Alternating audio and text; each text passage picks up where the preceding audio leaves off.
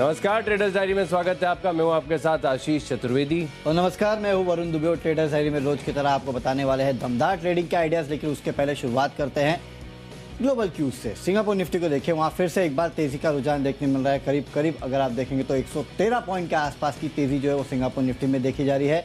और शुरुआत के बाद से लगातार जो है गेन सिंगापुर निफ्टी दिखा रहा है। 18,170 के आसपास जो है वो सिंगापुर निफ्टी ट्रेड कर रहा है। हालांकि जो यूएस के क्यूज थे वो इतने अच्छे नहीं थे। यूएस के मार्केट्स में 6 दिन की जो लगातार तेजी थी उसको ब्रेक लगा। और कल अगर आप देखें तो डाउ, नैस्डैक और S&P सब में गिरावट देखने मिली। और सबसे ज़्यादा तो नैस्डैक में करीब 1% के आसपास की गिरावट हुई है। और हो भी क्यों ना, आज से फेड की पॉलिसी शुरू होने वाली है। कल देर रात इसका फैसला आएगा। इनफैक्ट कल परसों सुबह जो है हमारे मार्केट्स पे इसका इम्पैक्ट देखने मिलेगा। उसके पहले कहीं ना कहीं मार्केट्स जो है थोड़े हल्के होके जा रहे हैं। वैसे ये अच्छी बात भी है। लेकिन सुबह सुबह डाउ फ्यूचर्स को अगर आप देखेंगे, नैस्डैक फ्यूचर्स को देखेंगे तो वहाँ उल्टी चाल देखने मिल रही है। वहाँ पे हरे निशान में कारोबार हो रहा है। तो ग्लोबल क्यूज पे तो हम थोड़ा बहुत रिएक्शन शायद ही दें, क्योंकि जिस तरह से SGX निफ्टी दर्शा रहा है हम शायद उसको दरकिनार करके अपने ही मूड में आगे चल रहे हैं। और वैसे भी 18,000 का जो इम्पोर्टेंट लेवल है उसके ऊपर अगर आप आ ही चुके हैं तो जाहिर सी बात है अब लाइफ हाई की तरफ जो है बाजार जाते हुए साफ दिखाई दे रहे हैं। और हमारे मार्केट्स पे तो नतीजों का भी इम्पैक्ट होने वाला है। L&T, भारतीय एयरटेल अच्छे नतीजे आए हैं, उसमें तो कोई शक ही नहीं है। दोनों कंपनियों के नतीजे अच्छे हैं। टाटा स्टील नतीजे खराब है, लेकिन नतीजों में क्या अच्छा है ये भी आपको इस शो में बताएंगे। लेकिन उसके पहले आशीष, मेरी टीम में आज भी बिकवाली के कॉल्स है। कल भी 3-4 में लेके गया था और उसमें आपने देखा बंधन बैंक की किस तरह से धुलाई हुई। आज भी है 3-4 स्टॉक जिनकी मुझे लगता है कि पिटाई होने वाली है। हाँ, तो आपसे मैंने भी थोड़ी सी इंस्पिरेशन ले ली है। मैंने भी हिम्मत करके एक स्टॉक ले लिया, बिकवाली वाला। खबरों के दम पर चुना है। खबरों के दम पे। बाकी के तो जो 9 स्टॉक है खरीदारी वाले, नो डाउट कल आपका बंधन बैंक यहाँ पर काफी बड़ी गिरावट थी। लेकिन जो खरीदारी वाले स्टॉक्स हम दोनों ने बताए थे, यहाँ पर भी प्रदर्शन काफी बढ़िया आपको दिन के दौरान देखने को मिला।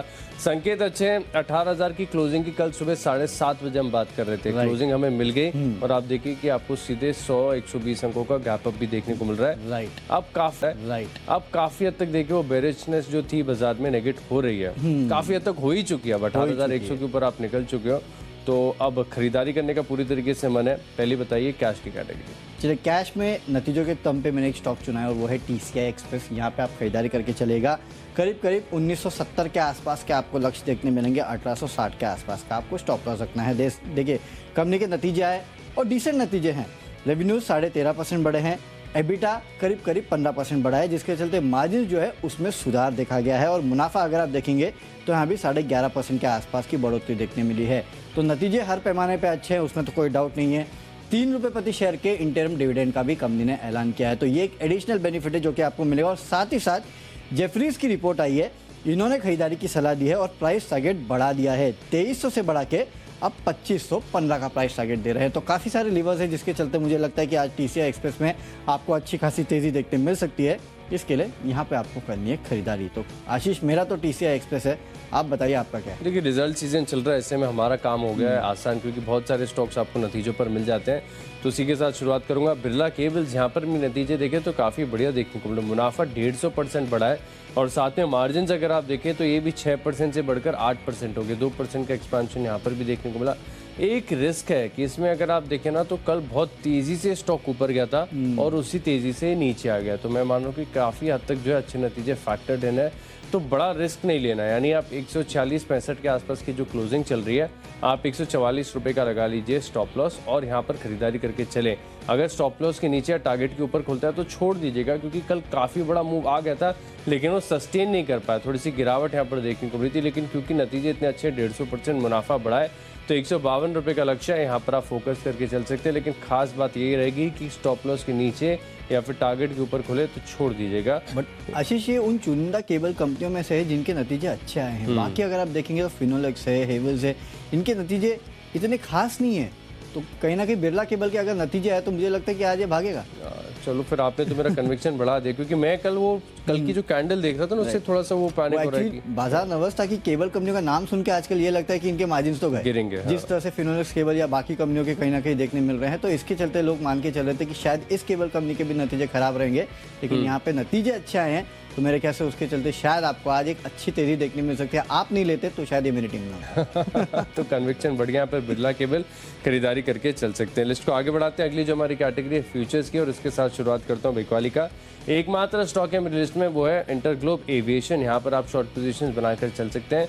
वैसे तो देखिए वरुण, सेटअप अगर मैं टेक्निकली देखूँ तो शॉर्ट की मेरी हिम्मत नहीं होती थी, क्योंकि यहाँ पर थोड़ा बहुत अगर आप देखें तो रिवर्सल के अर्ली संकेत आ रहे हैं। कल भी एक ठीक ठाक क्लोजिंग यहाँ पर देखने को मिली थी, करीब 1.5% के आसपास से ऊपर ये बंद हुआ है। लेकिन अब खबर आ रही है कि यहाँ पर देखिए ETF की कीमतें जो बढ़ी हैं, इसका असर आपको देखने को मिल सकता है। और मैं मान रहा हूँ कि यहाँ पर आपको थोड़ी बहुत गिरावट देखने को मिल सकती है। 1791 की क्लोजिंग है, 1770 रुपये का लक्ष्य और 1800 रुपये का राउंड फिगर लगा लीजिए स्टॉप लॉस। यहाँ पर आपको दिन के दौरान गिरावट देखने को मिल सकती है। चलिए, तो इंटरग्लोब पहला सेल कॉल आशीष की तरफ से है। मेरे तरफ से भी पहला सेल कॉल जो है वो ICICI लोम्बार्ड में है। यहाँ पे आपको बिकवाली करनी है। 1140 के आसपास के लक्ष्य के लिए 1195 का आपको स्टॉप लॉस रखना है। मुझे लगता है कि आज जितने भी इंश्योरेंस कंपनियां हैं ना, वहाँ पे आपको दबाव देखने मिल सकता है। कुछ न्यूज़पेपर रिपोर्ट्स ऐसे सजेस्ट कर रही है कि कोई बड़ा प्लेयर जो है इस पूरे सेक्टर में उतर सकता है। और कहीं ना कहीं देखिए, अगर कोई बड़ा प्लेयर उतरता है तो जाहिर सी बात है कि कॉम्पिटिटिव इंटेंसिटी जो है वो काफ़ी हद तक बढ़ सकती है। नो डाउट किसी बड़े प्लेयर का उतरने का मतलब ये भी होता है कि स्पेस में काफ़ी ग्रोथ अपॉर्चुनिटीज़ है, लेकिन कॉम्पिटिटिव इंटेंसिटी अगर बढ़ती है तो उसका इम्पैक्ट जो है आपको पेयर कंपनीज में देखने मिल सकता है। इसके लिए मुझे लगता है कि आज हो सकता है कि इंश्योरेंस कंपनीज थोड़ी बहुत प्रेशर में रहे। ICICI लोम्बार्ड, यहाँ पे आप दबाव देख सकते हैं 1140 के आसपास के लेवल के लिए 1195 का स्टॉप लॉस रखना है। एक टेक्निकल रीज़न भी है कि मार्केट की तेज़ी के साथ स्टॉक में तेज़ी आ नहीं रही है। सबसे बड़ी बात तो ये है। तो कहीं ना कहीं स्ट्रॉन्ग हैंड्स जो है इन काउंटर्स को अब एक्यूमुलेट नहीं कर रहे हैं। दिक्कत की बात है, हो सकता है कि यहाँ पे प्रेशर देखने मिले। अब चलते हैं अगली कैटेगरी, जो कि है ऑप्शंस की कैटेगरी। और ऑप्शंस में एक थोड़ा रिस्की ट्रेड है, लेकिन हाँ, आज जिस तरह से नतीजे आए उसके बेसिस पे यहाँ पे आपको दबाव देखने मिल सकता है, और वो है टाटा स्टील। 100 रुपये का पुट ऑप्शन जो है वो खरीद के चलेगा 4.5 रुपये के लेवल के लिए। 3 रुपये का आपको स्टॉप लॉस भी रखना है। कंपनी के रेवेन्यूज 1% के आसपास गिरे हैं, लेकिन एबिटा देखिए 63% के आसपास की गिरावट है। एबिटा मार्जिन जो है 27% से 10% पे आ गए हैं। 16% के आसपास का अनुमान था, और मुनाफा देखिए 90% के आसपास गिरा है। तो हर पैमाने पे इस कंपनी के नतीजे जो है वो काफ़ी हद तक कमज़ोर है। सिर्फ ये ही नहीं, CLSA ने इसको डाउनग्रेड कर दिया है, और डाउनग्रेड करके रेड्यूस से अब सेल की रेटिंग दे रहे हैं। प्राइस टारगेट जो है 110 से काट के 90 रुपये के आसपास का कर दिया है। नो डाउट ये स्टॉक काफ़ी ओवरसोल्ड जोन में ज़रूर है, और क्रूशियल लेवल के आसपास भी ट्रेड कर रहा है। 101 के आसपास ट्रेड कर रहा है, और 100 रुपये के आसपास देखिए काफ़ी इंपॉर्टेंट सपोर्ट है। लेकिन क्योंकि कंपनी के नतीजे कमज़ोर आए हैं, और ग्लोबली अगर आप देखेंगे तो मेटल स्टॉक्स की पिटाई भी हुई है, तो ये दो रीज़न है जिसके वजह से मैं 100 रुपये के आसपास का पुट ऑप्शन में आपको खरीदारी की सलाह दे रहा हूँ। लेकिन आशीष, आप तो इस कंपनी के कल कॉन कॉल भी सुन रहे थे, मुझे तो लगा था कि आपकी टीम में होगा। ऐसा क्या कह दिया इन्होंने कॉन कॉल में? देखिए, आगे का प्रोस्पेक्ट्स अगर आप देखें तो नो डाउट, जैसे कि आपने यहाँ पर बिकवाली की राय दी, अगर मैं भी अपनी टीम में चुनता इसको तो यहाँ पर बिकवाली की राय देता, क्योंकि रिएक्शन तो आपको देखने को मिलेगा। लेकिन अब थोड़ा सा आगे भी देखना चाहिए, क्योंकि बाजार हमेशा आगे की चीज़ों को फैक्टर इन करता है। चौथी तिमाही को लेकर जो मैनेजमेंट की तरफ से कमेंट्री आ रही है, तीसरी तिमाही नहीं बता रहा हूँ, चौथी तिमाही, उसको लेकर काफी अच्छी है। यहाँ पर ये मान रहे कि डिमांड के लिहाज से भी काफी हद तक देखें तो भारत वैसे भी स्टेबल है, और यहाँ पर बढ़ती हुई नजर आएगी। चौथी तिमाही का सबसे अच्छी होती है डिमांड के लिहाज से। और खास बात है कि जो कुकिंग कोल की कीमतें घट रही हैं, इसका फायदा ना तो इस तिमाही में देखने को मिला, ना अगली तिमाही में देखने को मिलेगा, लेकिन Q4 में जरूर देखने को मिलेगा। तो आगे की जो आउटलुक है, ट्रेजेक्टरी है, वो थोड़ी सुधरती जा रही है। और साथ में वरुण, मुझे तो पसंद आती है डिविडेंड यील्ड। 5% की डिविडेंड यील्ड इस भाव पर आ गई है। अगर आज ये स्टॉक भारी भरकम गिरता है तो यहाँ पर थोड़े बहुत मौके भी तलाशने, मतलब इंट्राडे में आप चाहिए तो इसको बेच सकते हैं, लेकिन पोर्टफोलियो में बना के रखना है फिर आपको अगले 2 तिमाहियों के लिए। एग्जैक्टली, फिर देखना होगा। देखिए, अगर ग्लोबल स्लो डाउन हो गया, कुछ बहुत ही खराब हो गया, तो एक अलग एक्सेप्शनल केस है। नहीं तो आज तो यहाँ पर गिरावट आएगी, तो पुट ऑप्शन के माध्यम से यहाँ पर बिकवाली की पोजीशंस बनानी चाहिए। चलिए, आप बताइए आपका। मैं आपको ऑप्शंस का स्टॉक बता देता हूं। मैंने चुना है सन फार्मा। यहाँ पर आपको खरीदारी करनी चाहिए। आज कंपनी के नतीजे आएंगे, और नतीजों में देखिए खास बात है कि चार्ट में स्ट्रेंथ बहुत एक्सेप्शनल नजर आ रही है। बड़ी अच्छी तेजी के साथ ये स्टॉक काफी लंबे टाइम से खड़ा हुआ है। बाजार में कोई भी गिरावट आ रही है, उतार चढ़ाव आ रहा है, स्टॉक में अगर अपने लेवल्स हैं वो बरकरार देखने को मिल रहे हैं। खास बात यह है कि यहाँ पर अगर आप देखें तो कल डॉक्टर रेड्डीज यहाँ पर नतीजे अच्छे थे। एक बार के लिए तो रिएक्शन पॉजिटिव साइड पर आया था, और यहाँ पर इनकी जो एक दवा है रेवलिमिड, इसके जो लॉन्च से डॉक्टर रेड्डीज को फायदा देखने को मिला था। सन फार्मा ने भी इस दवाई को लॉन्च किया था, तो मैं मान रहा हूँ कि इसके चलते यहाँ पर एक फायदा देखने को मिल सकता है। तो ऑप्शंस के माध्यम से यानी 1020 रुपये का कॉल ऑप्शन खरीदेंगे। 29 की क्लोजिंग है, 41 रुपये का लक्ष्य, और 23 रुपये 65 पैसे का आपको लगाना है स्टॉप लॉस। सन फार्मा जो है आज हो सकता है कि नतीजों से पहले एक बार के लिए आपको अच्छा रिएक्शन दे। हालांकि फिर देखना होगा कि जैसे डॉक्टर रेड्डीज के केस में हो कि तुरंत ऑफाइज हो गया, ये होता है कि नहीं, इसको देखना होगा। लेकिन फिलहाल आप यहाँ पर खरीदारी करके चल सकते हैं। तो चलिए, ऑप्शंस के माध्यम से स्टॉक्स तो हमने जान लिए, लेकिन अगली जो हमारी कैटेगरी है वो है टेक्नो और फंडा पिक। इसको आगे बढ़ाते हैं। अगली जो हमारी कैटेगरी है वो है टेक्नो पिक। वरुण बताइए। ओके, टेक्निकली एक स्टॉक है केपीआर मिल, ये मुझे पसंद आ रहा है। यहाँ पे आपको खरीदारी करके चलना है। 575 के लक्ष्य के लिए 540 के आसपास का स्टॉप लॉस रखिएगा। चार्ट में ट्रेंड रिवर्सल के संकेत देखने मिल रहे हैं। पिछले कुछ दिनों का चार्ट अगर आप निकाल के देखेंगे तो एक अच्छी खासी गिरावट इस काउंटर में देखने मिली थी, फिर चला, फिर गिरा, और कल के ट्रेडिंग सेशन में अगर आप देखेंगे तो फिर एक तेज़ी देखने मिलती है। एक बड़ी ग्रीन कैंडल जो है इस काउंटर में बनते हुए नजर आई है। 3.5% के आसपास के गेंस देखे गए थे। इनफैक्ट कुछ खबरें भी आ रही है पूरे सेक्टर को लेकर कि जो एक्सपोर्ट ऑर्डर्स है वो इस सेक्टर को मिलना जो है वो फिर से शुरू हो चुके हैं। तो कहीं ना कहीं पूरा टेक्सटाइल सेक्टर जो है उस पर नज़र रखेगा। और वैसे भी देखिए, दिसंबर का महीना आ रहा है और यूएस और यूरोप के मार्केट में ये जो महीना होता है दिसंबर का, खासकर दिसंबर, नवंबर, यहाँ से जनवरी तक रिटेल सेल्स जो है उसमें अच्छी खासी बढ़ोतरी देखने मिलती है, क्योंकि काफ़ी सारे फेस्टिवल जो है वो आते हैं। और उसके पहले एक्सपोर्ट ऑर्डर्स का फिर से मिलना शुरू होना, वो कहीं ना कहीं इंडियन टेक्सटाइल कंपनियों के लिए काफ़ी बेहतरीन खबर है मेरे ख्याल से। इसके चलते यहाँ पे आपको खरीदारी करके चलना है। केपीआर मिल्स में तो कल मुझे ट्रेंड रिवर्सल देखने मिला, इसके लिए मैंने टेक्निकली इसको अपने स्टॉक टीम में लिया है। लेकिन इसके अलावा भी जो भी टेक्सटाइल काउंटर आपको पसंद है वहाँ पे नज़र रखेगा। हो सकता है अगले 2 से 3 महीनों में आपको टेक्सटाइल काउंटर्स में अच्छी खासी तेज़ी देखने मिले। तो मैं सबसे टेक्निकल पिक जो है वो है केपीआर मिल्स। बड़ी बात कह दी आपने। इसमें तो मुझे लग रहा है कि और भी स्टॉक्स हमें ढूंढने चाहिए, क्योंकि आपने क्या किया कि नवंबर और दिसंबर का महीना है, वहाँ पर जमकर होती है शॉपिंग। उससे क्या याद आया मुझे, ब्लैक फ्राइडे ओके 25 नवंबर को होता है। और ये जितनी भी टेक्सटाइल कंपनीज है ना, इतने भर भर के ऑर्डर डिस्पैच करती है ना, ये रिकॉर्ड बनाती है, हर साल नया रिकॉर्ड बनाती है डिस्पैच करने का। चाहे वेल्सपन इंडिया हो या केपीआर मिल हो या गोकुलदास एक्सपोर्ट्स हो, इनके लिए बड़े मौके। तो ये स्टॉक्स अब मैं भी अपनी लिस्ट में रख लूंगा, धीरे धीरे करके आपको बताता रहूंगा। लेकिन केपीआर मिल्स बेहतरीन स्टॉक चुना है, यहाँ पर आप खरीदारी करके चल सकते हैं। जो स्टॉक मैंने चुना है उसकी ज़्यादा चर्चा नहीं होती, लाइमलाइट में नहीं आता है, लेकिन टेक्निकल स्ट्रक्चर अगर आप देखें तो बहुत बढ़िया है और धीरे धीरे आगे बढ़ता जा रहा है। स्टॉक का नाम है होंडा इंडिया पावर। यहाँ पर आपको करनी है खरीदारी, और सिर्फ टेक्निकल तर्क पे स्टॉक मैं आपको बता रहा हूँ, क्योंकि जिस प्रकार का कंसोलिडेशन का स्ट्रक्चर यहाँ पर वीकली चार्ट पर बना हुआ है, एक बार तो इसे जरूर देखना चाहिए, क्योंकि एक बार ये कंसोलिडेशन के ऊपर निकल गया फिर ये रुकेगा नहीं। बढ़िया तेजी यहाँ पर देखने को मिल सकती है। खास बात यह कि फिलहाल जिस स्तर पर ये चल रहा है, यानी करीब 1709 रुपए के आसपास चल रहा है, यहाँ से 100 रुपए ऊपर ही इसका ऑल टाइम हाई है, ऑल टाइम इंट्राडे हाई है, ऑल टाइम हाई की क्लोजिंग नहीं है। लेकिन जिस प्रकार का स्ट्रक्चर बना हुआ लग रहा है कि ये भी आगे जाके टूटेगा और ये करीब 2000 रुपए तक जाएगा। लेकिन थोड़ा सा पेशेंस देना होगा, और अगर आप इस स्टॉक में ज़्यादा समय दे सकते हैं तो एक बार 1640 रुपए का लगा लीजिए स्टॉप लॉस, और इस स्टॉक को फिर आप धीरे धीरे राइड करके चल सकते हैं। बढ़िया तेज़ी यहाँ पर नजर आएगी। होंडा इंडिया पावर मेरी तरफ से जो है खरीदारी का पिक है 2000 रुपए के लक्ष्य के लिए। लिस्ट को आगे बढ़ाते हैं। अगली जो हमारी कैटेगरी है वो है फंडा पिक, और फंडा पिक के लिए आज से देखिए एक स्पेस जो मैं मान रहा हूँ कि यहाँ पर थोड़ी बहुत आपको अब खरीदारी कर लेनी चाहिए, वो है एफएमसीजी स्पेस। यहाँ पर मैं देख रहा हूँ कि कंसिस्टेंट परफॉर्मेंस, यहाँ पर एक दिन थोड़ी सी गिरावट आती है, 2 दिन बढ़त आ जाती है, नतीजे कमजोर आते हैं, लेकिन उसके बाद वैल्यू बाइंग आती है। टाटा कंज्यूमर प्रोडक्ट्स यहाँ पर भी अगर देखें तो मैं मान रहा हूँ कि स्टॉक के साथ बने रहना चाहिए, क्योंकि जिस प्रकार से इनका प्रोडक्ट पोर्टफोलियो है, बाजार के उतार चढ़ाव के साथ ही आपको काफ़ी हद तक इंसुलेट रखेगा। 6 महीने का समय दीजिए, 770 रुपए के आसपास मिल रहा है। मैं मान रहा हूँ कि बड़े टारगेट्स यहाँ पर देखने को मिल सकते हैं, लेकिन फिर भी 850 रुपए के लक्ष्य लिए टाटा कंज्यूमर प्रोडक्ट्स यहाँ पर आप धीरे धीरे स्टैगर्ड वे में बाइंग शुरू कर सकते हैं। चलिए, तो यहाँ पे Tata consumer products FMCG space की कंपनियाँ जो है वहाँ पे आपको नजर रखने। वैसे भी अगले साल 2 साल जो है वो एफएमसीजी कंपनियों का ही रहने वाला है। यहाँ पे आपको दमदार ग्रोथ देखने मिलेगी, नजर रखिएगा। चलिए, मेरे तरफ से फंडा पे के भारतीय एयरटेल, यहाँ पे आप खरीदारी करके चल सकते हैं। 855 के लक्ष्य के लिए 828 के आसपास का आपको स्टॉप लॉस रखना है। नो डाउट ये काउंटर जो लाइफ हाई पे ट्रेड कर रहा है, लेकिन कंपनी के जो नतीजे आए हैं वो काबिल तारीफ है। रेवेन्यूज देखिए 5% बढ़ा है, एबिटा 6.7% बढ़ा है, मार्जिन्स में बढ़ोतरी देखने मिली है, जबकि मार्जिन्स हम अनुमान लगा रहे थे कि फ्लैट रहेंगे, 51.3% पे आए हैं, 50.7% का अनुमान था। मुनाफे में भी अच्छी खासी बढ़ोतरी है, लेकिन सबसे अच्छी बात अगर कुछ रही है भारतीय एयरटेल की तो है आरपूस। 190 के आसपास के आरपूस जो है इस कंपनी ने क्लॉक किए हैं, जबकि 187 के आसपास का अनुमान था। 183 से बढ़ के आए हैं कंपनी के आरपूस।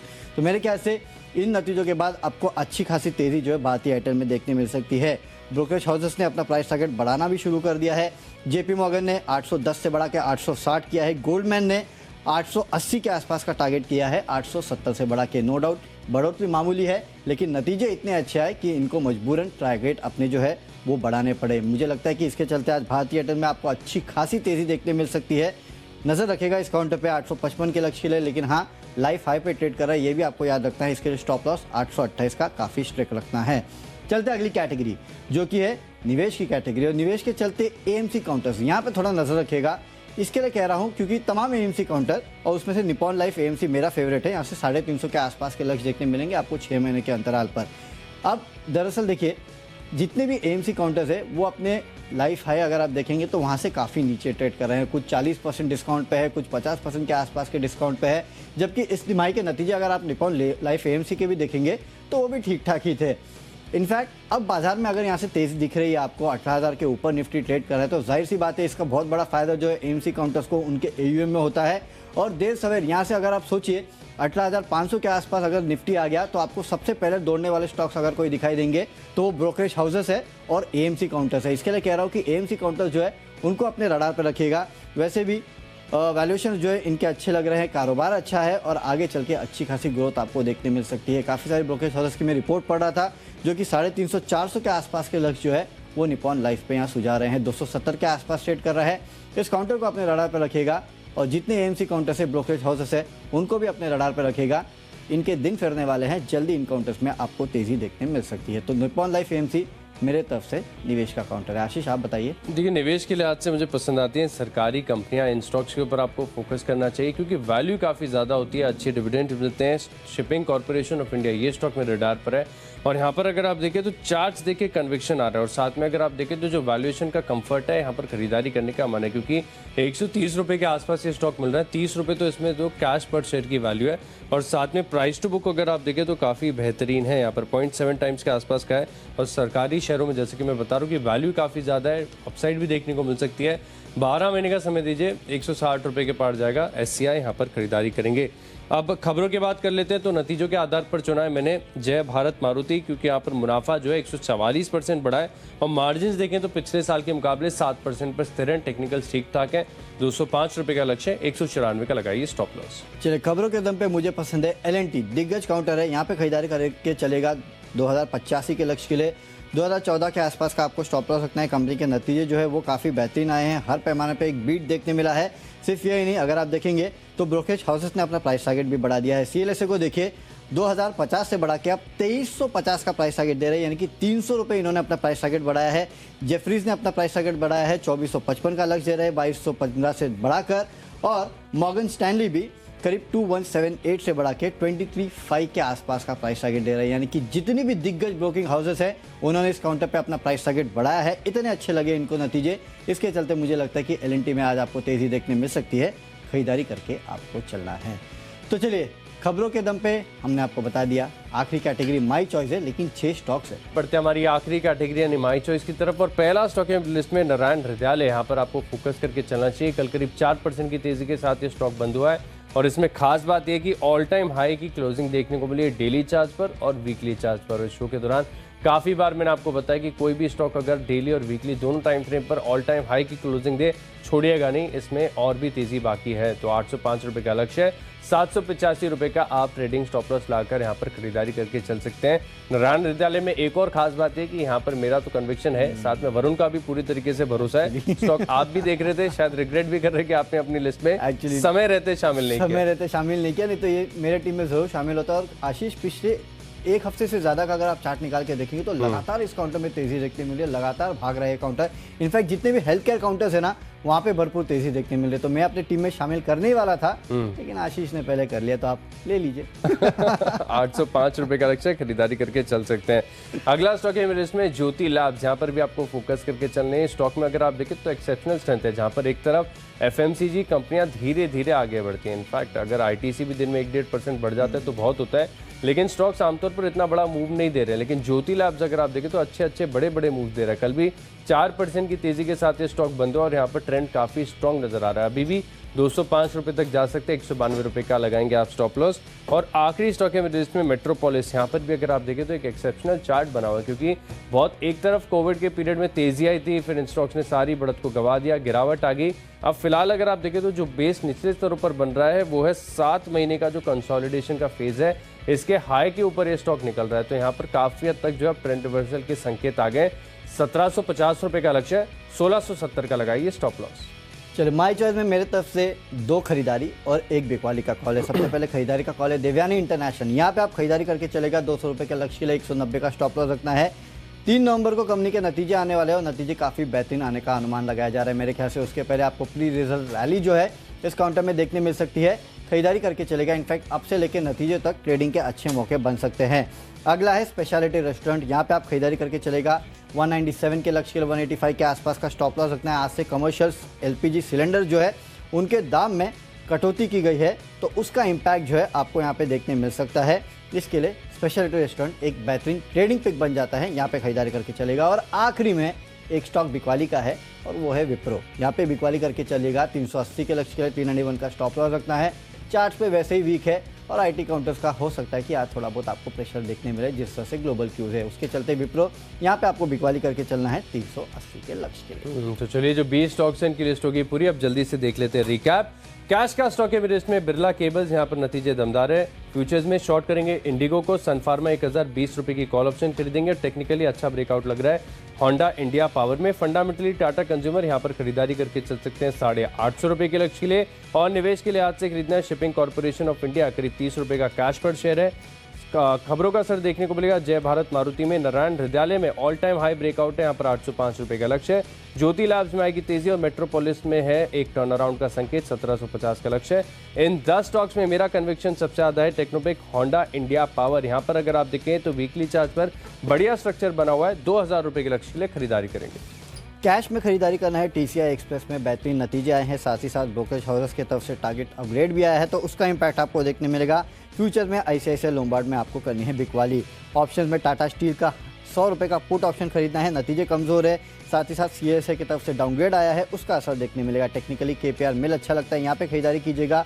फंडामेंटली भारतीय एयरटेल में आपको खरीदारी करना है। बेहतरीन नतीजे और ब्रोकरेज हाउसेस की तरफ से प्राइस टारगेट बढ़ाया गया है, उसका असर देखने मिलेगा। निवेश करना है निप्पॉन लाइफ एएमसी में 350 के लेवल के लिए। खबरें एलएनटी में है, नतीजे आए, ब्रोकरेज हाउस की तरफ से प्राइस टारगेट बढ़ाए गए हैं, इसके चलते आपको खरीदारी करना है। माई चॉइस में देवयानी इंटरनेशनल, स्पेशलिटी रेस्टोरेंट में करनी है खरीदारी और बिकवाली करना है विप्रो में। यहाँ पे आपको आज प्रेशर देखने मिल सकता है, लेकिन आज का मेरा बेस्ट पिक एक बिकवाली का कॉल है और वो है ऑप्शंस में टाटा स्टील का 100 रुपये का पुट ऑप्शन जो है वो आपको खरीदना है। मंदी की पोजीशन बनाना है। नतीजे कमज़ोर आए हैं, साथ ही साथ सीएलएसए की तरफ से जो डाउनग्रेड आया है, इन्होंने अपना लक्ष्य घटाया है 110 से 90, उसके चलते हो सकता है कि आज टाटा स्टील थोड़ा बहुत प्रेशर में रहे। चलिए, तो स्टॉक्स तो हमने आपको बता दिया कि कहाँ खरीदारी करना है, कहाँ बिकवाली करना है, लेकिन मार्केट को कैसे ट्रेड करना है, कौन से इंपॉर्टेंट लेवल्स है और ग्लोबल क्यूज कैसे हैं।